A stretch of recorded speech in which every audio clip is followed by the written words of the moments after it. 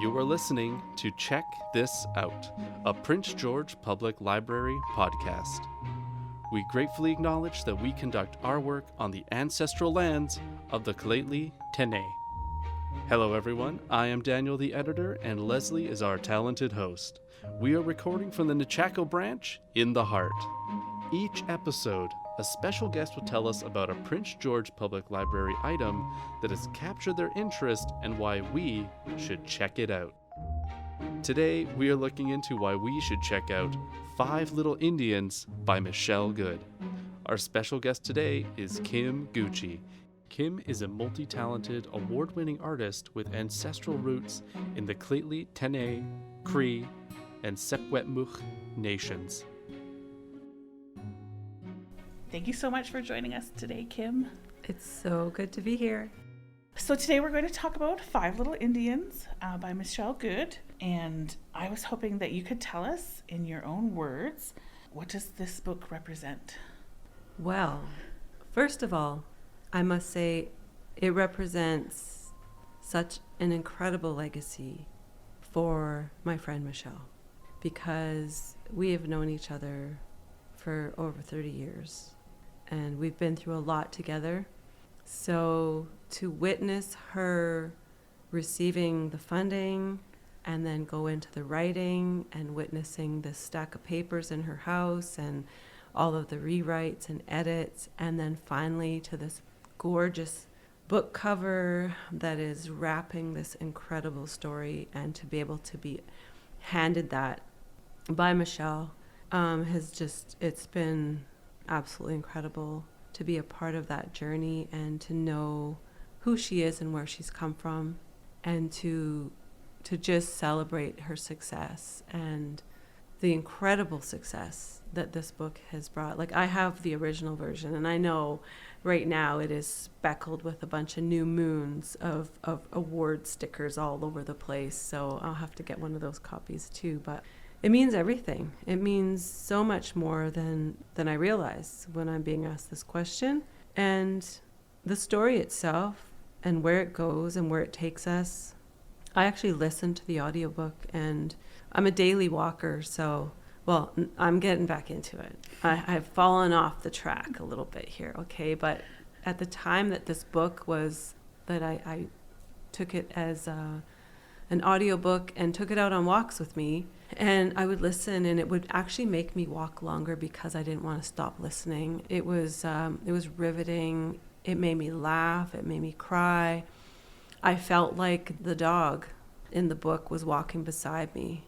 My memory is very bad, so I don't remember the name of the dog, but I know it was amazing, and it might come back to me in a minute here. But just knowing that this story, I just felt it in my heart and soul, and was so relatable. Being an Indigenous woman, being an intergenerational residential school survivor, I felt a really strong connection to the stories, to the characters, and then to Michelle again. It allowed me to know her in a deeper way. That's amazing. To know your friends through their art, what a gift, an absolute gift.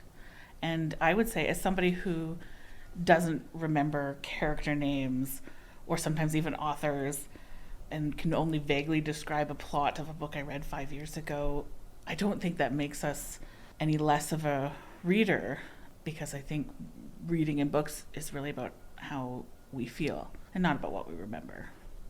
Well, thank you for that. I do have a little niggling of a memory. I think the dog's name is John Wayne. Or no, John Lennon. Fantastic. I think it's John Lennon. Awesome. Let's just leave it there. Yes. And if it isn't, I'll be correct. What a great name. Yeah, it's a really cool name.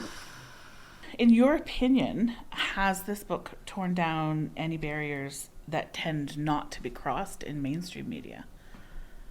I think it really, really does, because of the fact that it was written about fictional characters. It opened up a wider viewpoint, because Michelle was able to create and take little pieces of personalities of people that she knows in her life, and she's woven that. There are some parts of the book that are actually based on factual events. And Michelle has honored a lot of people that she really loves by doing that, but it's done in such a subliminal way. So talking about things like what happens to a child once they age out, we don't hear about that. That's not a part of the conversation. It's not a part of the story that we hear. And to know that, in fact, these young people were just dumped off downtown in East Hastings in Vancouver and just forced to find their way in life. And it opens up your mind to realize that that is actually a reality. And so many more eye-opening and heart-opening situations in this book around just the struggle and how relatable it is to just life. And young people, we all have young people in our lives that struggle and fall and get back up. But knowing that these young people only had each other, they didn't have their families. Like, the story is just, it's so beautifully written. And how all of these young ones had to just lean on each other and find each other in this crazy, crazy world. Yeah, an impossible situation. Mm-hmm. I love what you said about eye-opening and heart-opening, because I don't think I've ever thought of it that way before. Eye-opening is so important because that gives you perspective, context, but heart-opening is an entire other act of courage to feel. Absolutely it is. Who would you like most to read this book? Anybody that can read. I'm not sure if this is happening, but I don't think there needs to be an edited version, actually, because this is real. I don't know what it would be rated if it was to be put out there in like a high school. I hope the high schools have these books. I don't think it'd be an elementary read. Right. Maybe portions of it could be, but I just really believe that people of all ages should read this book. Maybe not the littles. It's pretty heavy. Yeah. There's parts of it that are so heavy that stick with you for like days, like little like situations in the book that kind of like you carry with you because of the way it's written and how relatable it is, and the imagery that is portrayed throughout this book is incredible as well. So you have that visual, and then there's so many sensories that are tapped into. So it's no surprise that it has won the awards that it has won, and that it's getting all of the accolades and all of the attention, because it truly is phenomenal. I will say that the library, we do not censor, so anybody checking out any book is allowed to check out any book. And this is a terrible way to talk about a book in a podcast, but so there is a book, I believe it's called Stamped, and it's an African-American author, and he writes about racism and slavery and the history in the U.S., and he's actually written 3 different editions for children, teens, and adults. It started with an adult, and it was so successful, and people were saying, "Oh, we would like the teen version, we would like the kids version." So you never know. You never know. And if the imagery is, if the imagery is so strong and beautiful, that could lend itself to a picture book. Oh, absolutely. A film. Yes, yeah. I've heard some little voices out there somewhere saying that it is being developed, or it may be developed, or it's in the works of being developed. Something is percolating. Beautiful. We'll add to the voices here. We're adding our voices to the other voices. Yes. Yes, please. Yes. Yes, please. And I just want to redeem myself and let you know that the dog's name is John Lennon. Yay. Thank you for confirming that. We should have had our own copy to confirm. Yeah. Didn't think of that. Yeah, no worries. And so back to the rating of books.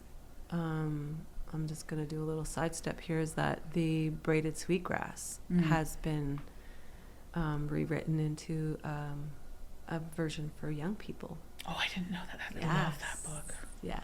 Oh, that's a beautiful book. Yeah. Okay. Yeah, there's so much value to these stories being shared, and knowledge and wisdom being shared with people of all ages. Mm-hmm. Yeah. With the success of Five Little Indians, do you think this could inspire those with similar experiences to share their own story? I believe it already has. Yeah. I really do. I think that in addition to this book being released and the amount of readership that it has and the fact that it has had so much limelight, I think that contributes to just the whole package, actually. And the timing of the book, and then I always see in my social media winning a new award and being talked about, and Michelle's being invited to so many places that I'm sure she's saying no to so much as well, because there's an incredible awareness that it's created. And then in doing that, and knowing survivors of residential school, I believe this gives them voice. This shows survivors that people are listening, because so often these children and young adults and now elders have told their stories and they landed on deaf ears and nothing was done about it. And that is so evident with the uncovering or discovery or rediscovery of the graves at Kamloops Indian Residential School. Those survivors in those schools, that school, told the authorities that those bodies were there. Some of them had to dig those graves, but they were not listened to. And now I know firsthand of people who are telling their stories and who are finally getting their lives back in their 70s and 80s, that they're finally feeling like the curtain has been opened. Wow. Yeah, sorry, that took me somewhere very specific, and the difficulty I have in knowing that for so long it's called the discovery, when you're right, the knowledge was always there, the truth was always there. It just wasn't a truth that was accepted in government, in society. I'm so glad that you do know people who are getting their stories heard, even though it's come so late in life. I'm glad that they are at least having that opportunity. For readers who may read to escape, but they are hesitant to read maybe a book like this because they're afraid of feeling sad or triggered, do you have any advice for those readers to encourage them to pick up this book the next time they need a new book to read?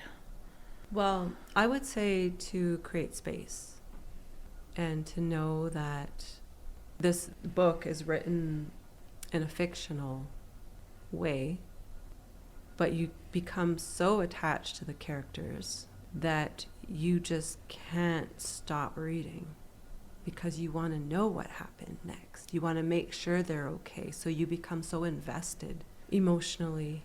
And so many people that I know of that have read this book have read it in one go because they just couldn't put it down. My advice would be to just know, like, people I think generally already know that any stories and any conversations around residential school is a hard conversation. But I don't think it should stop anybody from reading this book, because this book is changing lives. And I believe that every person that reads this book becomes a part of that change in a better way, because it shines a light into the darkness. It hits you in a personal way, I think, because, like I said, you become connected to the characters. You start to care about them and love them and be there with them. And have so much empathy, which then bleeds out into life. And then when you have a conversation with a residential school survivor, you could even possibly say, they remind me of Claire. Is it Clara? I think it's Clara. Or they remind me of Lucy. Or they remind me of Kenny. And then you start to put these people, and you hold these people, even though they're fictional names, you're honoring them. You're honoring those that didn't make it. You're honoring those that are still healing and finding their way. So I think it's definitely a personal choice, but I guarantee you it'll be one of the best reads you've ever had. Fantastic. Amazing. I was like, we have one more question, but that was so good. I don't even... We can go for it. Yeah. Go for it. Okay, last question we have is, what is something that you can take from reading this book that could be applied to everyday life? Yeah, that's a deep question. What comes to mind is our government, our leaders, the church, and just knowing that the power that they have over Indigenous people of Canada, and the fact that we're the only country in the world that has an Indian Act. And what would this look like if we didn't? What would this look like if we weren't put into these boxes and onto these reservations? And because all of these characters in this book, their lives were basically scarred. And had they been given the opportunity, like a privileged person, like how different would this world be? Because if every one of us had the opportunity to tell our stories, it would change history. And this book just shines such an enormous light on the reality of why there is so much trauma, addictions, suicide, domestic violence, is because of what took place in residential schools. And I think that if people could understand that through reading this story, that they would have just a little more empathy when they see an Indigenous person out on the street.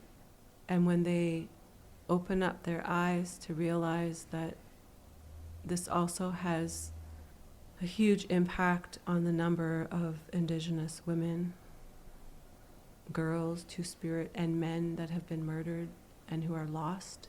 That's a part of the story too. So it's a huge eye-opener, but I want it to be a huge heart opener. Thank you. That's wonderful. Is there anything that you would like to, sorry, you spoke so beautifully. Is there anything you'd like to say or anything like that you might have not have had a chance to say? I would like to talk a little bit more about the story is set in the downtown Vancouver area.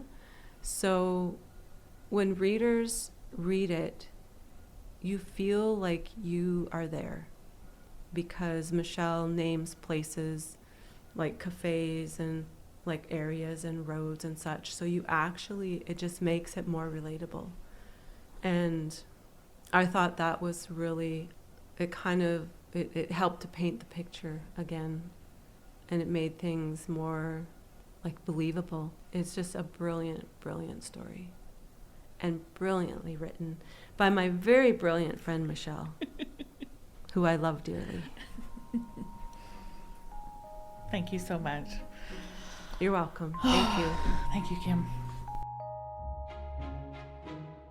Five Little Indians can be found right now at the Prince George Public Library or digitally on Overdrive. Thank you for listening to Check This Out, a Prince George Public Library podcast. Please join us on our next episode to discover something new, or visit our website at pgpl.ca to explore our programs, events, and catalog.